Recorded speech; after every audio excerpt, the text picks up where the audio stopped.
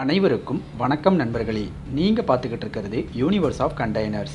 வீடியோக்குள்ளே போகிறதுக்கு முன்னாடி மறக்காமல் சப்ஸ்கிரைப் பட்டனை ப்ரெஸ் பண்ணிடுங்க. பக்கத்தில் இருக்கிற பெல் ஐக்கானையும் ப்ரெஸ் பண்ணிடுங்க.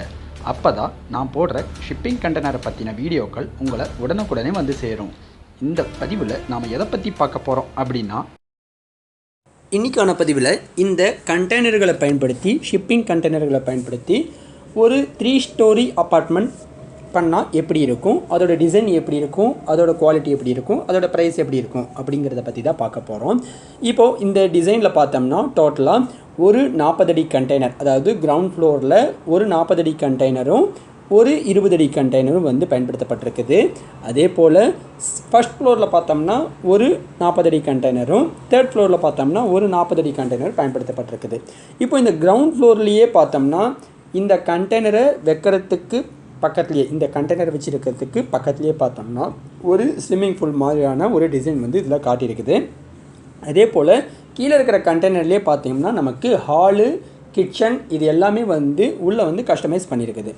இப்போது இந்த கண்டெய்னரில் ஃப்ளோரில் இருக்க கண்டெய்னர்லேயே ஏன் வந்து எல்லாத்தையுமே வந்து ஹாலு, கிச்சன் எல்லாத்தையுமே வந்து கஸ்டமைஸ் பண்ணியிருக்கு அப்படின்னு பார்க்கும் பொழுது, கண்டெய்னர் ஹோம் பண்ணுறோம் அப்படிங்கும் பொழுது அதில் ஒரு சில முக்கியமான விஷயங்கள் நம்ம பார்க்க வேண்டியது இருக்குது. என்னதான் கண்டெய்னர் வந்து 7 ஸ்டாக் வைக்கிறோம், டோட்டலாக வந்து ஒரு 3 லட்சம் கிலோ தாங்குது அப்படிங்கும் பொழுது, நாம் இப்போ ஒரு ஃபேமிலி தங்குற மாதிரி பண்ணுறோம் அப்படிங்கும் பொழுது மேக்ஸிமம் இது போல் ஒரு வெயிட் அதிகமான பொருள், இந்த கிச்சன், இந்த மாதிரி ஒரு லிவிங் ஹால், இந்த மாதிரியான வெயிட் அதிகமான பொருட்கள் கிரவுண்ட் ஃப்ளோரில் இருக்கிறது நல்லது. நம்ம அதுக்கடுத்து மேலே இருக்கிற ஃப்ளோர்லேயும் நம்ம கண்டிப்பாக வைக்க முடியும். ஆனால் அதுக்கு ஒரு ஸ்ட்ரக்சரல் ஒர்க் நம்ம பண்ணி ஆகணும். டைரெக்டாக கண்டெய்னர் மேலேயே வைக்க முடியும், பட் ஆனால் கண்டெய்னரோட ரூஃப் பார்த்தோம்னா நமக்கு கண்டிப்பாக ஸ்ட்ரக்சரல் ஒர்க் பண்ணி ஆகணும். என்னதான் கண்டெய்னருக்கு மேலே கண்டெய்னர் வைக்கும் பொழுது கண்டெய்னரோட பேஸில் தான் நம்ம வைக்கிறோம், நமக்கு எதுவும் ஆகாது அப்படின்னு சொன்னால் கூட அந்த பேஸ் வந்து பார்த்தோம்னா ஒரு பழைய கண்டெய்னர் அப்படிங்கிறதுனால மேபி அது சின்ன சின்ன டேமேஜஸ் இருக்கிறதுக்கான வாய்ப்புகள் இருக்குது. ஸோ அதனால் ஸ்ட்ரக்சரல் ஒர்க் பண்ணி ஆகணும். அது தவிர்க்கிறதுக்காக தான்,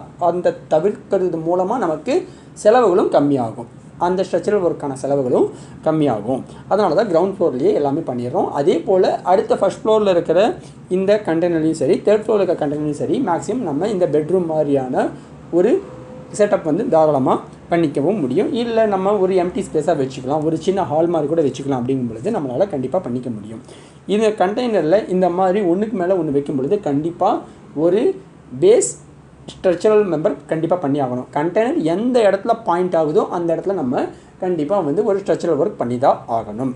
இது ஒரு மினிமம் ரெக்குயர்மெண்ட். அதே போல் இந்த கண்டெய்னர் இருக்கிற இடத்த சுற்றியும் பார்த்தீங்கன்னா ஒரு கண்டிப்பாக இந்த டிசைனை பொறுத்த வரைக்கும் பார்த்தோம்னா ஒரு அவுட் சைட் கிரில் ஒர்க்கும் வந்து பண்ணியிருக்கிறாங்க. இப்போ இந்த கிரில் ஒர்க் மூலமாக வந்து இந்த கண்டெய்னர் ஹோமே பார்த்தீங்கன்னா ஒரு தனி லுக்கே நமக்கு கொடுக்குது. இந்த மாதிரி ஒன்றுக்கு மேலே ஒன்று கண்டெய்னர் வைக்கும் பொழுது கண்டிப்பாக ஏற்கனவே நம்மளோட வீடியோக்களை பல வீடியோக்களை சொல்லியிருக்கலாம். கண்டெய்னர் ஹோம் பொறுத்த வரைக்கும் இதோட விண்டோஸ், இதோட டோர்ஸ் எல்லாமே கொஞ்சம் பெருசாக இருக்கிற மாதிரி டிசைன் பண்ணோம் அப்படின்னோம்னா இந்த கண்டெய்னர் ஹோம் வந்து ஒரு தனி லுக் கிடைக்கும்.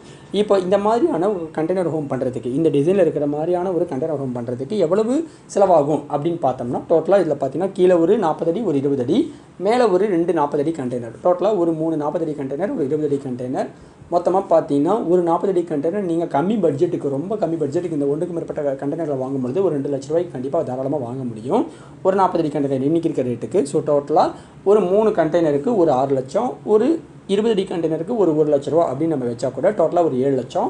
உள்ள இருக்கிற இன்டீரியர் ஃபினிஷிங் வந்து ஒரு கண்டெய்னருக்கு ஒரு 1.5 லட்சம் மேக்ஸிமம் வச்சா கூட டோட்டலாக ஒரு 4 கண்டெய்னருக்கு ஒரு 6 லட்சம், டோட்டலாக ஒரு 15 லட்சத்துக்குள்ளே மேக்ஸிமம் எல்லா செலவுகளும் சேர்த்து ஒரு 15 லட்சத்துக்குள்ளே நம்மளால் இந்த மாதிரி ஒரு கண்டெய்னர்ஸ், அதாவது 3 ஃப்ளோர் அப்பார்ட்மெண்ட், அதாவது கண்டெய்னரை பயன்படுத்தி ஒரு 3 ஃப்ளோர் அப்பார்ட்மெண்ட் வந்து பண்ண முடியும். இது எல்லாமே வந்து இந்த ப்ரைஸ் வந்து இது ஃபிக்ஸ்டான ப்ரைஸ் கிடையாது, இது ஒரு அப்ராக்சிமேட் ப்ரைஸ் தான். ஏன்னா இது வந்து மேனுஃபேக்சரர் டு மேனுஃபேக்சரர் மாறுபடும், மேனுஃபேக்சரர் டு மேனுஃபேக்சரர் அவங்களோட டிசைனும் மாறுபடும், நீங்கள் உங்களுடைய ரெக்குயர்மெண்ட்டும் வந்து மாறுபடும், அவங்க யூஸ் பண்ணக்கூடிய மெட்டீரியலை பொறுத்தும் இந்த ப்ரைஸ் வந்து மாறுபடுறதுக்கான வாய்ப்புகள் அதிக சாத்தியம் இருக்குது.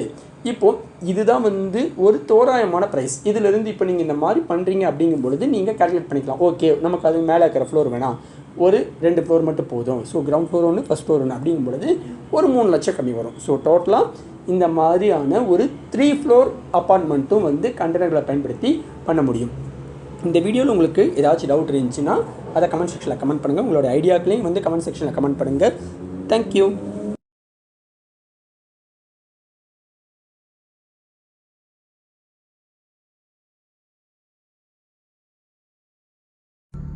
இதுபோல் மேலும் பல ஷிப்பிங் கண்டெய்னர்களை பற்றின சுவாரஸ்யமான தகவல்களை தெரிஞ்சுக்கணுன்னா சப்ஸ்கிரைப் பண்ணுங்கள், லைக் பண்ணுங்கள், ஷேர் பண்ணுங்கள், மறக்காமல் கமெண்ட் பண்ணுங்கள்.